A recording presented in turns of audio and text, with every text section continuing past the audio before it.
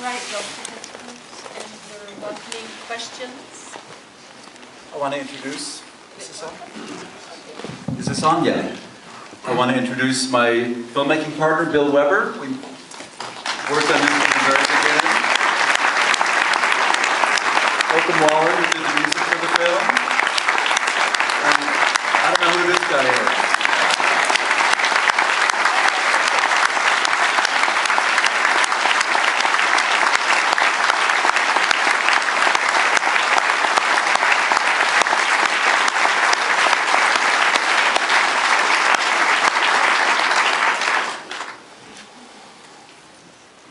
So, God, I'd love to hear from anybody. Questions, comments, feelings. It's an intense movie, an intense journey, and we tried very hard in the construction of it. In all respects, I mean, in the editing, the music, and the casting, to make it as welcoming to the audience, to create a safe space for the audience to have a very connected emotional experience as we could. I mean, it was an intent is to really invite you in. And I mean, the first part of that was the casting, is to pick people whose warmth and openness and just personal generosity would sort of say, come on this journey with us. Anybody have any comments or questions? Yes, over here. Yes, I really like the analogy of the war, of comparing it to the emotions of a war. And I was wondering, in terms of watching this as a community, how this support is probably helping all these people to get through this emotion of war. Was that the case? And or are there a lot of people that are still suffering because of having to deal with all of the loss? I mean, I know that for myself, this is third time I've been able to see it. And I'm seeing it with my partner. And, oh my God, we just cried through it. We just cried through the movie. And I think I'm just going to keep coming back as many times as I can, because I have so much crying to do about what happened. And I think this is what happens in wars, is that people go through these horrible experiences, and then they're welcomed home, and it's all over, and you go on with your life. And so in that way, I think this movie is very helpful to me and to other people who have been working in the field, who are living still with HIV, who have lost people to AIDS, and you don't know, like, what do you do with that? Like, at the end of a war, what do you do with all this? I know what I'm going to do. I'm just going to keep crying. You know, I'm going to cry in the dark with a lot of people I don't know and go, oh my God, that's an incredible experience. And I don't know about all of you, but I don't really like to cry all that much, but I love crying like this. One of the obituaries that's in the film, almost all the obituaries were people that either Bill or I knew. One of them was a guy named Leon McCusick, who was a psychologist in San Francisco, and I heard him speak at some kind of a meeting in the late 1980s. He died in the early 90s. But he was doing research on multiple loss syndrome among gay men, and it just like was this light bulb that went off for me. And I thought, oh my God, of course. You know, like the Holocaust, like the Vietnam vets, we, if any of us survive this epidemic, are going to have a lot of wounds to heal. And so I think it was really hearing Leon speak back in the 80s that first kind of triggered my way of thinking about all of this. And you know, a lot of time has passed since the drug started working and the dying has diminished. And it just seemed like the right time. I mean, when you ask, are there a lot of these wounds? I think a lot of people don't even know that they are carrying around these wounds until given an opportunity. And I think the idea is to give the opportunity in a compassionate way and in a community context so that people can find a context like this or another context to sort of re-engage with those things and find some kind of healing with people who have experienced similar things or with people who are just learning about it for the first time. Yes? First, I'm so glad that you made this film. From what I understand now, there are so many people who are living relatively normal lives now with HIV and even AIDS. And I think that from what I understand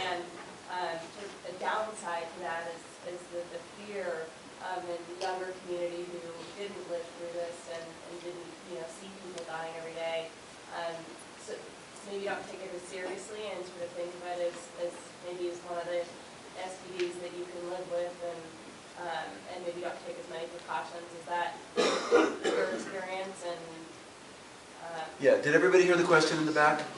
The question is partially, the good side of things is that the medications have made this a very manageable disease for the people that are able to get the medications, and the downside of that is, does it make people too complacent in terms of how they're addressing their sexual behaviors?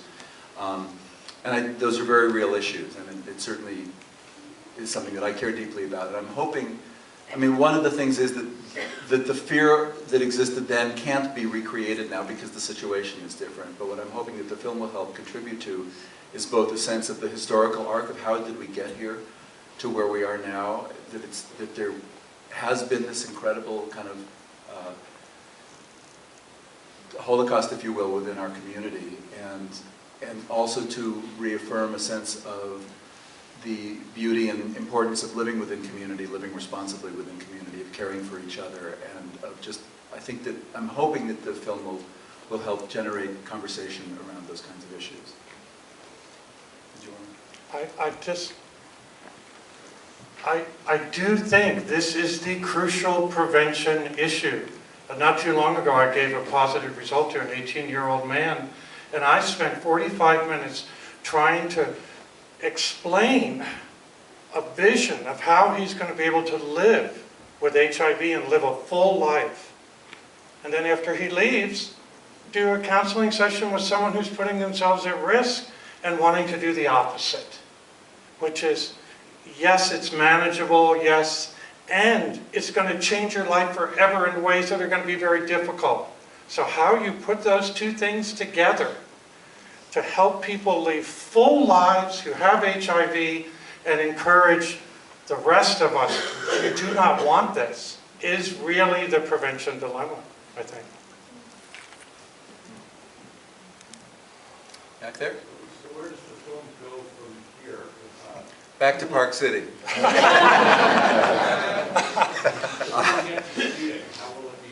Well, that's, you know, it's part of what happens at Sundance is you're there to try to figure that out. And I mean, I'm really determined to make sure that this film gets utilized in as many ways as possible in as many communities in which it can serve its purpose. So I'm fairly confident that at some point we'll get a TV broadcast. I'm not sure exactly where. I'm hoping for some degree of theatrical because I think that the experience of seeing it in a room full of other people is very different than seeing it,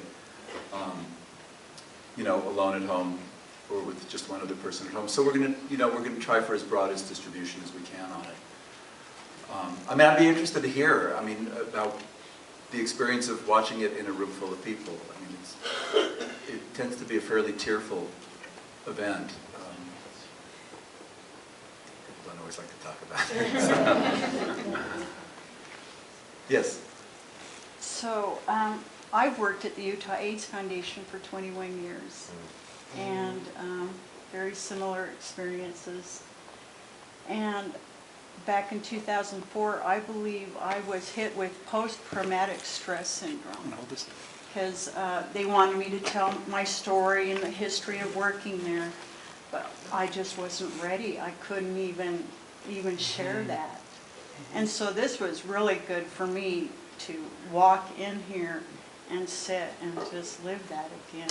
And you're right, it's easier with strangers, you know, because I don't know if I would have turned it on at home. Yes? I'm curious, the men that were so heavily involved in that community at that time that actually did survive this epidemic, along with the post-traumatic stress and all that, have you found anybody with a profound sense of survivor's guilt? Has that been an issue for people that actually did live through it? You know, this question comes up a lot, and I brought it up in every interview that I did. And none of the people that I interviewed related to that concept. I mean, I think that there's certain things that are defined as survivor's guilt. There are, however, other aspects of guilt that people do speak about. And I think Daniel addresses it a little bit in the film when he said that there were times when he just couldn't rise to the occasion when another person got sick. And I think that, I know that I feel that. I know that I mean, I've had many people tell me that they feel like that they didn't do enough in that period of time. And it's another thing that I'm hoping with the film, is that we can all allow ourselves permission to have not been perfect. We were young.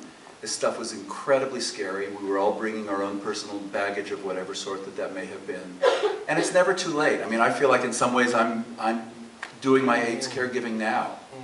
I mean, I did it then too, but I'm still doing it. And so I don't want people to be, you know, inhibited by feeling guilt or shame. But I don't know, the Survivor's Guild, I mean, Holcombe, you're the only one up here that's not really of that era. Bill, do you want to speak to any of this? Well, I mean, I'm not of that era, but I'm old enough so that I kind of caught the very tail end of it when I was 18. I moved to LA, and my primary musical mentor at that time, whom I was living with, died of AIDS in 1994, just before The Cocktail came out. And it was like, at that point where, you know, the funerals were kind of spaced out enough, but my roommate at the time, Michael Soriano, who's about 17 years older than me, had just shared with me so much of what he'd been through. You know, he just couldn't take going to funerals anymore. And, you know, so yeah, I'm kind of the bridge between the generation that went through it and the younger generation. So it's been really interesting for me to see this movie and to hear from people who are younger than me. I'm 35, because they really did completely miss it. I mean, I would have never had that personal experience either had I not just happened to turn 18 then, happened to move away from home, happened to go to LA, and happened to fall into a record deal with a label founded by an HIV positive man. So. But I don't know what the question was, but.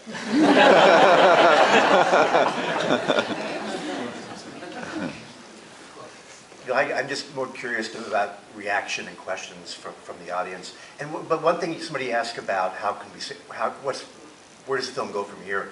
A lot of it, the way that it spreads is by word of mouth and by people talking about it. Because I think if somebody's looking through a film program and they said, oh my God, here's a film about the AIDS epidemic in San Francisco, they're going to say, well, I don't, you know, that doesn't necessarily draw you in real quick. But if your friend says, it's really great to see this, you might be more tempted to go. So word of mouth is great. There's a Facebook page, of course, and, you know, so whatever. So just word of mouth. But again, I'm more curious to what you all have to say. Yeah, please like the Facebook page. Just go to Facebook, just put in "We Were Here," and there's a Facebook page for the film, and it's great. I mean, it's magical how all of that stuff works. Yes?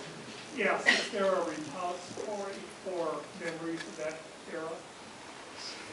I think there's different kinds. In New York, there's a group that's been doing an ACT UP oral history project for a while that's specifically about the history of ACT UP. I know there's medical interviews that people did with people who worked in the early years in the medical system. On some level, I think this is just kind of starting too. So I think that there are other projects like this that will be happening. And on some level, even my Facebook page. When I started the Facebook page for this film, it like turned into a wailing wall within a week. All these people were finding out about it and pouring out their hearts and saying, like, I haven't had an opportunity to speak of any of this stuff. And does anyone know what happened to so-and-so? I mean, it became this incredible thing. So, I mean, even just for that reason, I would encourage you to visit it. But I'm hoping that this, you know, like, my family has a Holocaust background, and in families it was never discussed. Nobody talked about it, the people who either lived through it and survived, because it was too painful to talk about it. Once people did start talking about it, which was about 35 years after the war, it hasn't stopped, you know, and there's been so much storytelling because I think both the listeners and the tellers have realized the value of that kind of process. So hopefully this will be a catalyst for more and more work like this, and for all of you just in your own personal lives to have those conversations with people that you have not had yet. Yes? From watching the movie, I got the sense that a lot of the help came from within the gay community of San Francisco, and I'm curious about whether that was just the way that you presented it, or whether there was a lot of response and help from people from outside the gay community in San Francisco. You know, initially, I mean, San Francisco was somewhat unique because everything was so concentrated there, and we also had a very, very, very active gay community and a very political city in general. But initially, I think it was very much within the gay community where the response came from, because either people were not exposed to it yet, they didn't take it seriously, and then just sort of the generalized homophobia too. It took a while. Ed, do you want to speak to this? Oh, I just want to say, yes, it's true. In general, it started with, in the gay community, oftentimes with people with AIDS themselves. But of course, as happens in the world, thank God, gay people know straight people. And straight people like gay people. And so when you started seeing your neighbors and people getting sick, Ruth Brinker stepped up. She began open hand on the whole thing about Meals on Wheels, because she had a couple of friends who literally were starving to death because no one was feeding them. So it quickly became, for anybody who cared about someone with AIDS, something to get involved with. And I know back on 5A, like these mothers, you see pictures of these moms on the AIDS units, and they would lose their son in San Francisco because they were flying to Hawaii on a trip, and they couldn't breathe on the plane. They came off the plane, they died on 5A. These mothers saw what could be done, and they went back to Kansas, and they went back to where they came from, and they started Mothers with AIDS Patients groups. And I mean, the ripple effect of what it was like to get it, that these people were dying horrible deaths, and they needed help. I mean, it was really hard to turn away from that if you saw it. And so, yeah, it did ripple out, and everybody got involved eventually.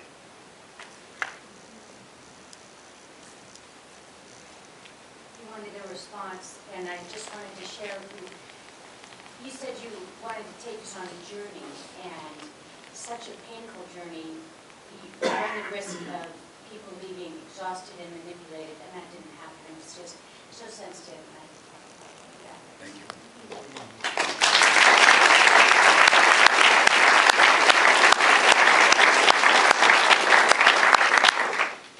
I want to thank you for being a gay man of a certain age.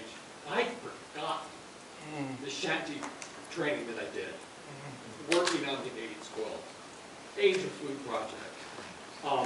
I've forgotten anything. Yeah. And whether it's denial or just time. And also I want to thank you for really bringing out and singing the praises of the lesbians that really were the backbone. Maybe not the backbone, but really came out in force and helped to take care of all the gay men. They don't get enough credit.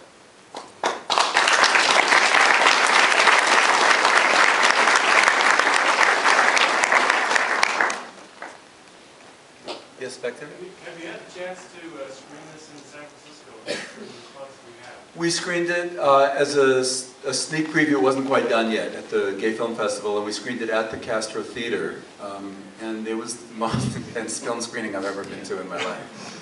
And I think anybody in the audience would have felt the same thing. I mean, what was amazing in there is to just feel, you could feel the flow, the emotional flow. And the most amazing moment for me at the Castro watching it was when the headline of the Bay Area Reporter comes on that says no obits. People were cheering, and it was like, that was incredible to me, because you felt that everybody in the audience just had that intense identification with that whole story. It was very powerful. It's going to play for a week at the Castro Theater starting in late February, so if you know San Franciscans, be sure to let them know. Time for one last question. One more. Who gets it? Quick, quick, quick. Will there be an opportunity to continue this conversation tonight? Yes, well, thank you for mentioning it. Right down the street, anybody who wants to come join us. What's the address? That person in the back? It's the Tabernacle. At the Tabernacle. Block down the street. Come and join us. Please vote for this movie. Please. Oh yeah, please vote. Thank you all.